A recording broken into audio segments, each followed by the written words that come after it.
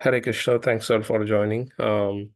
So as we are in third chapter of Bhagavad Gita, so let's go.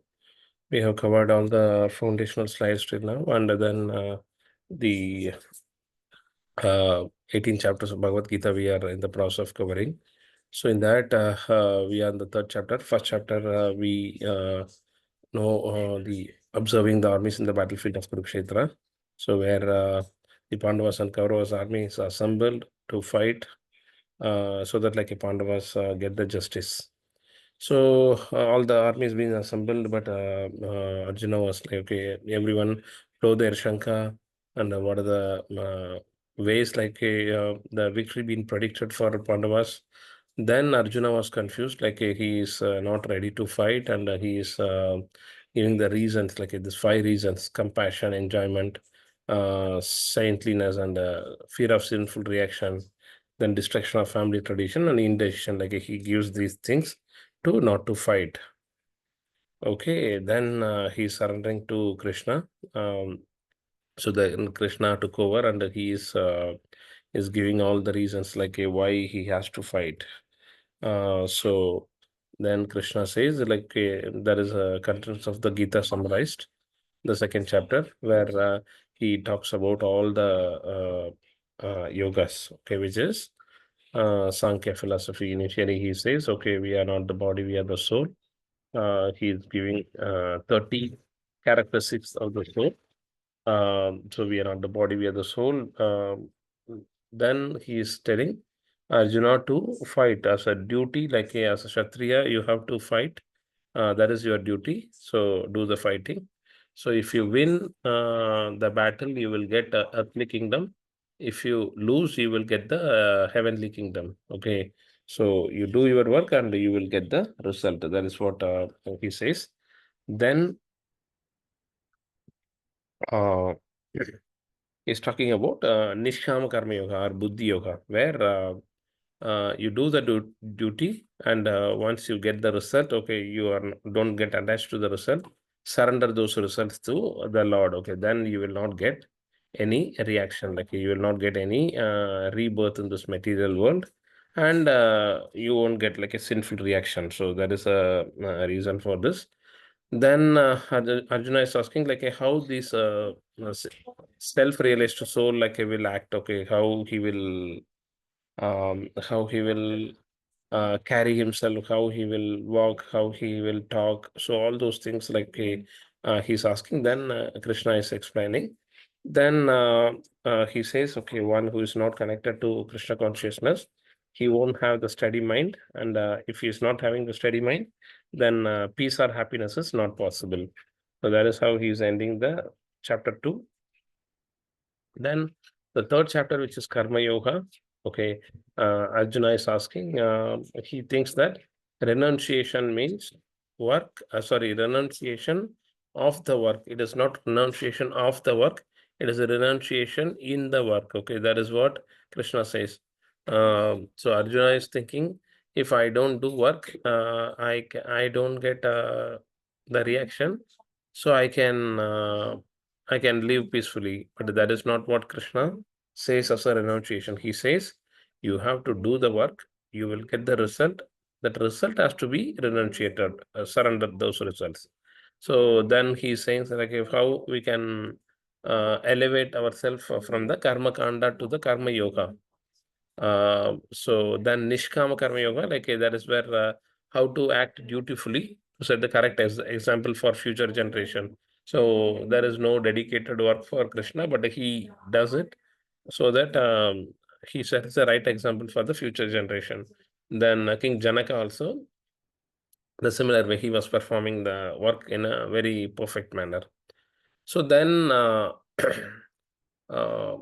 he's asking, okay, what is the reason for all these? Okay, I don't want to do the sinful reaction, but something is influencing me to do the sinful reaction. What is that particular thing? That is what Krishna says. Okay, kama yesha krodha yesha. With this we stopped last week. Okay, Sri Bhagavanu vacha kama yesha krodha yesha rajoguna samudbhavaha mahasana mahapapmo vidyenam iha vairinam. Okay, he says. it is lust only, Arjuna. That lust is impelling lust, like okay, in the context of the material mode of passion, and later turned into wrath, and which is all devouring sinful enemy of this world. Okay, that lust only compelling us to do the this one. Okay, a sinful reaction or sinful activity in this material world. Okay. So we already saw lust is not like a only the sexual desire. It is any desire like a which is not helping us to connect to Krishna or helping us to reach Krishna. That is what lust is. Okay. So that is what help compelling us like to do the bad activity in this material world. So then says, okay, धूमेन पृथ्यते वह्निर् यथा दर्शो मलेन च यतोल्बेनावृता गर्भस्तथा तेन तम् आवृतम्. As fire is covered by smoke, as how fire, like before fire comes, it is covered by the smoke. As mirror is covered by dust, okay, the proper mirror, if it is covered by dust, or as the embryo is covered by the womb, okay, how the embryo is like covered by the womb, the living entity is similarly covered by different degrees of this lust. By default, when we came into this material world, we got various degrees of lust. For someone, it may be very evident that it is visible. For someone like it may not be visible, or it is in a sleeping state, and when they been provoked, like okay, it will come to the it's a real swarupa. So as long as we are in this material world, we will have this lust, different degrees of lust. It may be like the lust which is someone will have the lust like okay, towards the gadgets. Someone will have the lust towards the garments. Okay, someone will have the lust towards like okay, the car and the electronic items. Okay, someone will have the lust towards fame. Likewise, you take any activity, someone will have lust towards the cooking items, or like okay, a lot of preparation of boha. Like this, all this lust, like a whatever activity we do, we may have a degree of lust. That lust, how it can be converted into devotional activity when we include Krishna into that particular activity. When we do the things for Krishna, then that lust becomes love. Okay. So that is how we need to transform our lust into love. Okay. So that is how we will go out from this material world to the spiritual world. Any questions on this one?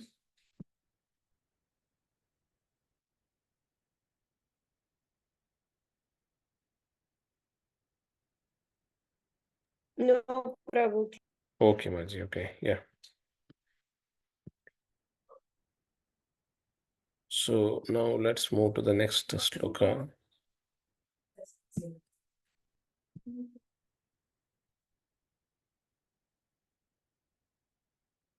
Avritam jnanametena jnanino nityavairina kamarupena kaunteya duspurena nalena cha. It is avritam. It is covered. Okay. Jnana means our pure consciousness. Etena by this. Jnaninaha of the knower. Nitya vairina. It is permanent, eternal enemy. Nitya vairina. Vairina means like the eternal enemy. Kama rupena in the form of lust. Kaunteya, or son of Kunti. Duspure na nalena. Never to be satisfied by the fire. Sure. Thus, the wise living entity's pure consciousness become covered by his eternal enemy in the form of lust. So we all know like we are part and parcel of Lord Sri Krishna, and we have a pure consciousness. Okay, but our pure consciousness becomes covered by this eternal enemy in the form of lust, okay, which is never satisfied and which burns like fire. So, because of this lust only, many um, many great sages uh, lost their celibacy, or like lost their the pureness. For example, Vishwamitra. Okay, he was doing the tapas for 40,000 years. Can you imagine, like someone doing the tapas for not 4 minutes or 4 seconds, not 40 days, for 400 days or 4,000 days, 4 lakh days? No, it is 40,000 years. Okay, can we imagine, like 40,000 years, someone is controlling his senses, someone who's controlling the whole of his mind, intelligence, ego, everything. When he heard the ankle bell sound of Menaka or Urvashi, like Ramba, then immediately like he got disturbed, and he came out from his tapas, and he wanted to just like, okay, he got attracted by the womanly beauty, and his whole pureness at that particular time like he gone for a toss. So that living in it is pure consciousness becomes covered by this eternal enemy. This eternal enemy, if we control that eternal enemy, we can go back to the spiritual world. If that eternal enemy controls us, then we are get stuck in this particular material world forever. Yes, punarapi maranam, punarapi jananam. Keep take birth and death like in this material world. Okay, so that is how we need to overcome this lust. Okay, because this is never satisfied. First of all, like we mentioned many a times, okay, whatever desire you have, after you attain that desire, you want more. Correct? The desire, the lust and anger, this connection we have to understand. So we have a lust. If it is satisfied, it becomes more desire. Okay, I want more, more, more. Greed, it becomes greed. If that unsatisfied lust, it becomes anger. It will create anger. Okay, if I am not getting what I want, then I will get angry. This is how this lust, desire, sorry, greed and anger have a connection. So how we can convert that lust into love, we saw whenever we are engaging Krishna, whenever we are able to connect to Krishna, like doing the devotion service, we can do that like, okay, as a love. But but there's very good example says, okay, for example, the ocean water, if you take tons of sugar, okay, 500 tons of sugar, and if you are adding into the ocean water, can that ocean water turn into sweet or not? Hare Krishna. Prabhu, it will not. It will not, correct? Like the ocean water still will be salty, even though you are adding tons of sugar, correct? The similar manner, our mind and our desires are limitless, okay? Whatever you do, whatever you do to satisfy that desire, it will never satisfy. It will want more. It will be in the contaminated state only, unless we are connected to Krishna. If we are connected to Krishna, then we can be satisfied. We can be like, okay, happy. But if you are not connected to Krishna, whatever desire comes, like, okay, after it fulfills, it becomes greed. If it doesn't get fulfilled, it becomes anger. So this is how this connection has to be understood very, very thoroughly. Hope you are all able to understand, because our desires are limitless, our wants are limitless. Okay, so we have to put a condition. Okay, this is what I need. My wants are my wants. I want to achieve more and more things. Okay, but what I need to survive, that is what we need to aim for. Our wants are limitless. I want this one, I want that one. No, no, no. I want like some Apple iPhone 16 with 256 GB with a dual camera, etc., etc. No, I want a phone to communicate to devotees and to others like a family members. So I am okay with like the normal phone. So that is how our need has to be satisfied. Need, I need only this much thing. Not we need to aim to satisfy our wants, because our wants are limitless. I want this one, I want that one. No, that will never end. It keeps on increasing. Okay, hope you are able to understand this very Yes, important sir. thing. Yeah. The self-satisfied, which Yes, is, yeah, the self-satisfied, which is Sthita Prajna, that is very important. Okay, so they always satisfied with what they have. That is the reason even sannyasi also, they will not stay in one's house for more than like okay, 2 or 3 days. Why? Because sannyasi, he has to uh, sleep wherever like okay, the availability of the space is there, and he has to eat whatever like okay, available to him. Uh, he don't like need to engage so much into the specified food, the specified place. No. So whenever sannyasi comes to any home as a visitor, he always he may stay only like for a couple of days. After that, he will leave. Otherwise, that all those things, okay, whatever luxury he gets from that house, it becomes his wants after 2 days. There is a reason he always restrict himself like a to be available only for 2 or 3 days, like a maximum. Okay. So this lust and desires are never satisfied, and which burns like fire. Okay, this fire we know from one. If you see forest fire, it is very tough to um, control the forest fire. Because why? Because from one tree, it transfers or it catches very easily to the other tree. So that is how when even two bamboo sticks are colliding in the forest, it creates a fire, and that fire can burn the entire forest. That is how unfulfilled desire or desire in our mind can finish us if we are not consciousness of Krishna. Okay, so this is what the understanding.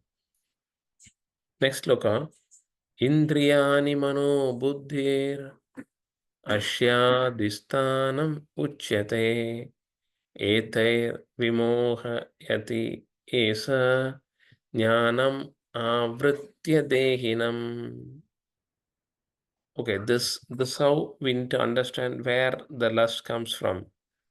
The senses, the mind, and intelligence are the sitting places of lust. What are the sitting places? Senses. What are the senses? Like, can anyone say what is the sense?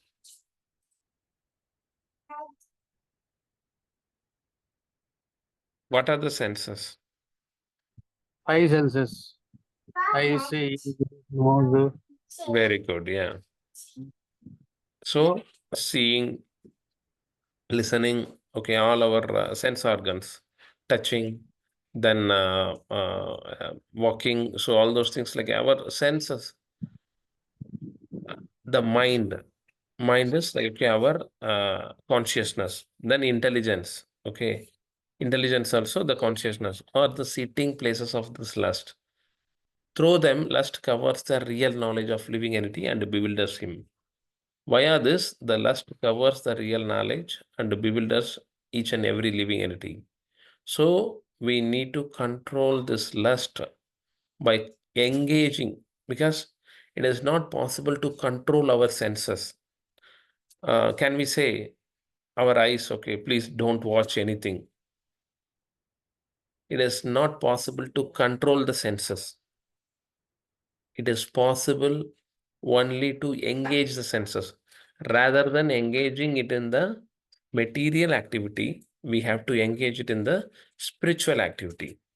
So we have to divert that senses from material engagement to the spiritual engagement. That is what important thing.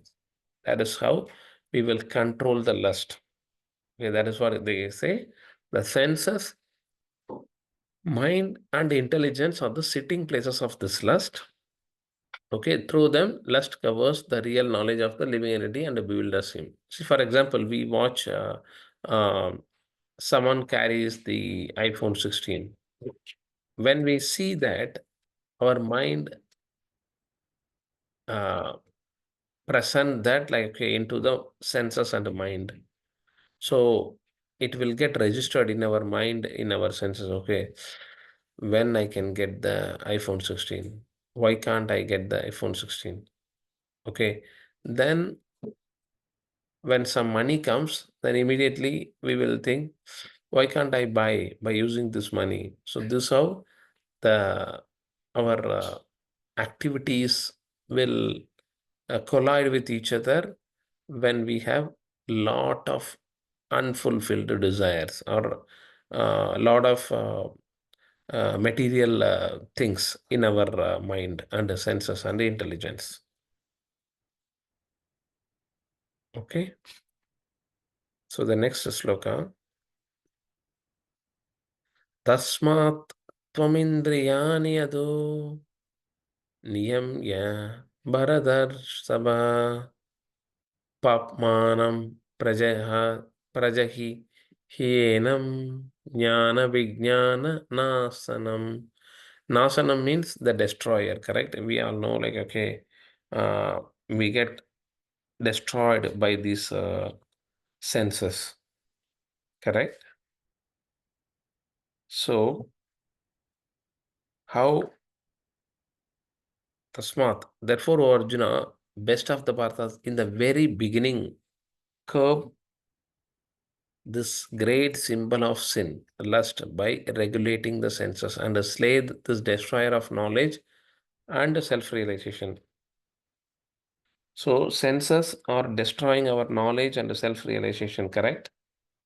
So, that is the reason um, Krishna is saying to Arjuna, therefore, O Arjuna, O best of the Bharata, in the very beginning, curb this great symbol of sin, lust, by regulating senses. As I mentioned, it is not possible to not to engage our senses. If you want to hear the music, we need to engage in hearing the music of Krishna consciousness, Krishna Kirtan, and lectures rather than mundane songs. So that is how we need to engage or regulate the senses and slay this destroyer of knowledge. Okay, the lust will destroy the knowledge and destroy the self-realization. So before the lust destroys our knowledge and self-realization, we need to destroy that lust by engaging in spiritual activities. Hope everyone able to understand this. Very important. So rather than lust controlling us, we need to control the lust by engaging our senses in terms of the spiritual activities or devotional service. Okay, Hare Krishna, able to understand this? Yes, Prabhu. Clear. Yeah. So it has to be, because this is the word spoken by Lord Shri Krishna. He says, in the very beginning, at a very beginning stage itself, curb this sinful enemy, which is lust. Because if we are not curbing, like if we are not stopping, then this becomes like a very big enemy who will control our knowledge, sorry, who will destroy our knowledge and self-realization. Okay, so we have to Prabhu, control. Yeah, yes, Prabhu. how to divert it effectively in a moment to moment when we're busy in our day-to-day work and all? No, no. Come How again, to Prabhu. divert the senses spiritually effectively? Which one? Which one? How to? Divert the senses Yeah. in the spiritual path Huh. effectively when we're busy in our day-to-day work also. What No, all things we should do? yeah, yeah. That's what. As I mentioned earlier, we have to understand our purpose of our life. Okay. We have to understand we are not the body, we are the soul. Okay. Why we came into this material world. Okay. So because of our wanting to enjoy ourselves, we came to this material world. Huh? Independently, we want to enjoy. For that reason, we came into this material world. But how to go back to the spiritual world? So we need to think ourselves as a visitor. Okay, for example, mm, one I have one very good reference. Mm, Not able to recollect. Just trying to recollect. I'll tell Prabhu. Okay, so what happens is we need to think ourselves we are the visitor in this particular material world. Okay, so two instances I will say. Okay, one is one great sannyasi came to a house. Okay, then that sannyasi was prized by that host. Okay, sannyasi was mentioning, okay, great, okay, you are doing this one, that one, all the activity, fine. The host was praising sannyasi. Uh, Swamiji, you are great, okay, because you relinquish everything. You don't want anything like from this material world, and you relinquished everything for Krishna. Okay, so you connected only with Krishna, and you relinquished all the material activities. Then, then that sannyasi says, no, no, no, no, no, no. I am not the great renunciator. You are the great renunciator. Then the host was like amazed or perplexed. Okay, how the sannyasi says me as a great renunciator. Then he says, okay, he want to give a lesson to that host. Okay, that is the reason sannyasi says, no, better than me. Like you are the great relinquisher or like a renunciator. Then the host is asking how. Then uh, the the sannyasi says, I renunciate everything for Krishna, but you renunciated Krishna for the material things. Hope you are able to all understand. Okay. The sannyasi says, sannyasi is hitting hard to that host. Okay. I renunciate everything for Krishna, but you are great because you are renunciating Krishna, even Krishna, for getting these material things. Then the host understood, okay, how bad he is not able to connect to Krishna. So then he is moving his life towards like, okay, dedicating his life to Krishna. Hope you are able to understand, Prabhu. This is a little subtle statement. So we need to understand nothing in this world is more important than doing devotional service, because at the end of the our life, okay, we are going to carry only the devotional service with us. Nothing else comes along with us, not even our family, not even our job, or like a not our money, not our jewels, or like a dresses, nothing. Only how much time you chanted, how many Bhagavad Gita and Bhagavatam slokas you studied, how many lectures you attended. Only this is what comes along with us, and we will carry in our along with our soul. So that is the reason, whatever time spent in the uh, spiritual activities, there is no diminution. That's what they say. Okay, what is the sloka in the second chapter?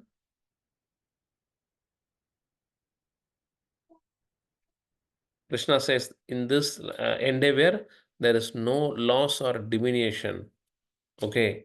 Swalpam apiyasya dharmasya trayate mahato bhayad. Okay.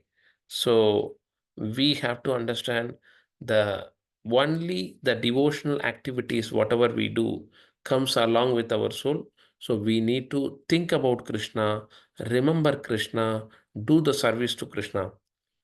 Prabhu, for it may be like a little long answer for your question. Whatever we do, okay, you're cleaning the house, correct? Our consciousness has to be changed. I am not cleaning my house, I am cleaning Krishna's temple. Okay. For example, you are cooking. I am not cooking for my own sense pleasure. I am cooking the boga for Krishna. Okay. Uh, I am not going to the market to buy the stuffs for me. I am going to market like to buy the stuffs for Krishna. Okay. The family members, they are the representative of Krishna. I've been given the charge to take care of the Krishna's devotees. So that is how I need to take care of them. If we do all these things, okay, the harmony and the peace will prevail in the family. Okay. Hope I answered your question, Prabhu. It is only with our consciousness we need to rightfully engage all our activity with Krishna in the center. In that case, we can transform our lust into love.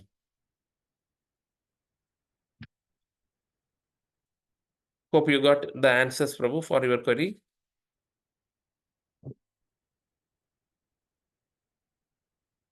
Hare Krishna, Prabhu.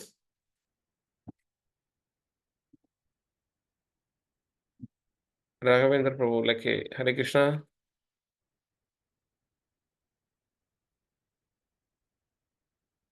So what I'm stressing over here is, we have to engage our senses in the Krishna consciousness.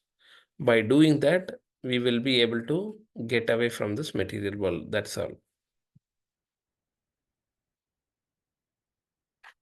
Okay, the next sloka. Indriyani parani ahur indriyebhyah param manaha manasastu parabuddhir yo buddheha paradastu saha. The working senses are superior to dull matter. Mind is higher than the senses, intelligence is higher than the mind, and the soul is even higher than the intelligence. So we have to understand first the dull matter, okay, whatever objects we have in the material world. Example, for a TV, that is a dull matter, okay. Then higher than that is a working sense. Our eyes to watch the TV. Okay, that is higher than the dull matter. Then the mind is higher than the senses. Okay, so it goes dull matter, then above that senses, above that mind, okay, above that intelligence. Okay, above the intelligence, it comes the soul, okay, which is even higher than the intelligence. That is how he's saying the hierarchy. So by using our soul, which is okay, we are not the body, we are the soul. By thinking in that manner, we will be able to control the dull matter and senses. That is what we just explained in the previous sloka. I think this is the last sloka of third chapter. Evam buddheha param buddhva samstabhyatmanam atmana Jahi Satrum Mahabaho Kamarupam Durashatam. Thus, knowing oneself to be transcendental to the material senses, mind, and intelligence, O mighty armed Arjuna, one should steady the mind by deliberately spiritual intelligence, Krishna, and thus by spiritual strength conquer the insatiable enemy known as lust. Okay, but we can control or we can engage to the spiritual activities, and we can conquer this insatiable enemy known as lust. Okay, by controlling our sense, mind, and intelligence, by using our soul. Okay, we are not the body, we are the soul. By thinking in that manner, we can control the dull matter, senses, mind, and intelligence. Okay, thus we can connect to the Krishna consciousness and we can go out from this material world. Hare Krishna. Hope you are able to understand this recording. Hare Krishna. Yeah. So we already saw the 37. So lust is like a born in the contact of mode of passion. It will transform into wrath if it is not satisfied. If it is satisfied, it becomes greed. Okay. Then the degrees of covering of lust. Okay. Different degrees. Being in Krishna consciousness. Okay. Then cleansing by spiritual method. Okay. As a smoke is covered by the fire. Fire is covered by the smoke. Mirror is covered by the dust. Embryo is covered by the womb. Okay. The similar way we have different degrees of lust. Okay, that has to be changed to the spiritual activity. Then the more characteristics of lust is uh, it cover the living entities pure consciousness. Lust is a symbol of ignorance. Okay, lust is never satisfied. Satisfying lust is like adding fuel to the power or a fire, or adding like okay, the sugar to the ocean, correct? Which is not going to change at all. How to stop it? Stop feeding it like and let it be. So we have to uh, do the activity. We have to engage our senses into the spiritual activities. Okay. So the material world is like okay, it is cycles of sex life and punishment for living entity for being disobedient to the laws of Lord. Yeah. So as we saw, the main thing is what is why we are into this material world is because like the punishment given for us for being disobedient with the Lord. For that reason, like we are getting punished in this material world. It is a prison house, correct? So how we can go out from this prison by being obedient to the laws of the world. Okay, so that is how we will be able to come out from this one. So how to conquer the enemy lust? The sitting place of lust is like okay, senses. What are the five senses? It is sight, hearing, taste, touch, and smell. So senses, mind, and intelligence. These are the sitting places, and soul. Okay, huh? The mind is center of all the activities of the senses, reservoir of sense gratification.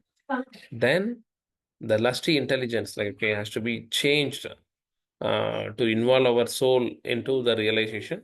So then we will be able to convert that lust into love. Okay, we should know that okay, we are not the body, we are the soul. Then why we have to uh, do the activity like to go back to the Godhead. So that has to be understood. How to regulate the senses? Okay, sitting places of lust, we know senses, mind, and intelligence. So we need to engage our senses. We need to engage our mind and the intelligence uh, to do the spiritual activities rather than the material activities. Okay, because lust is danger because it is a destroyer of the jnana as well as vijnana. Jnana means like okay, the knowledge. Vijnana means self-realized knowledge or the practical knowledge. Like that is what the important thing. The hierarchy of sitting place of lust, as we saw, the dull matter, like okay, all the television or the fan or like the chair, the carpet, all those things like a bicycle, all these are dull matter. The senses are higher than the dull matter, and intelligence mind is higher than the senses, and intelligence is higher than the mind, and the soul is higher than the intelligence. So by using our soul, we are not the body, we are the soul. We have to realize that, okay, all this dull matter, mind, intelligence, senses, everything can be controlled. That is how he's saying, like, we have to engage our senses to the spiritual activity. We have to engage our mind to the spiritual activity. We have to engage our intelligence to the spiritual activity, because we are not the body, we are the soul. We have to engage all these things for Krishna. So 43, like, study the mind by Krishna consciousness. Okay, that is very important. The soul is transcendental and it is higher than the material. Okay, so study the mind by deliberately, like, the spiritual intelligence.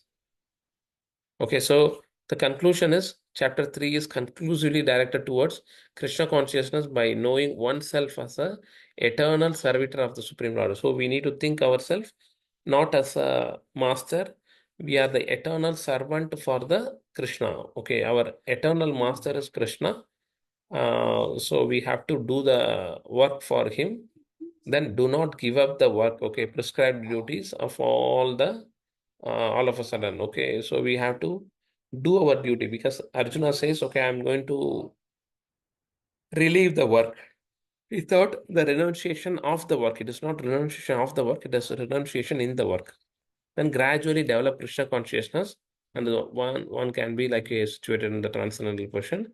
And greatest enemy is like the lust, and how to control the lust, how to where are the sitting places of the lust. Okay, it is mind, senses, intelligence. Okay, these are the sitting places of the lust. Okay, then in immature stage, uh, we have to engage from the material to the spiritual activities. Okay, one must be trained in KC, Krishna consciousness, by higher intelligence. So that is what important thing.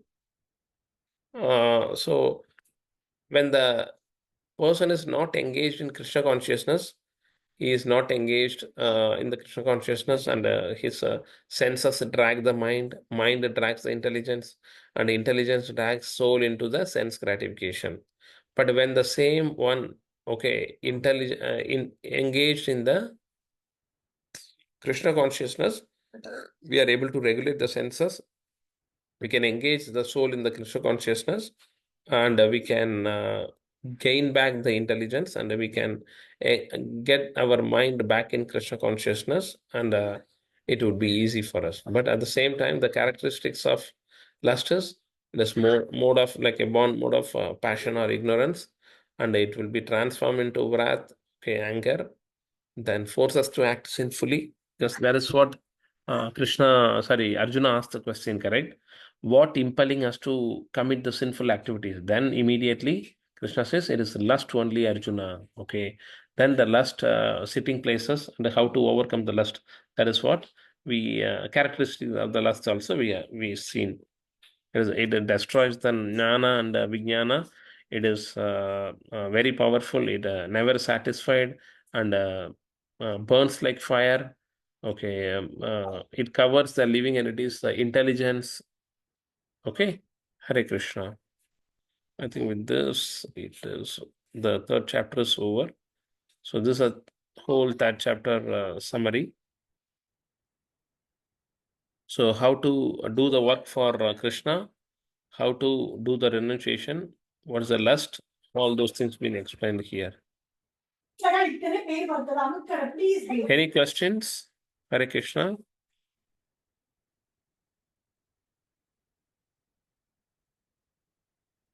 Any questions? Hare Krishna.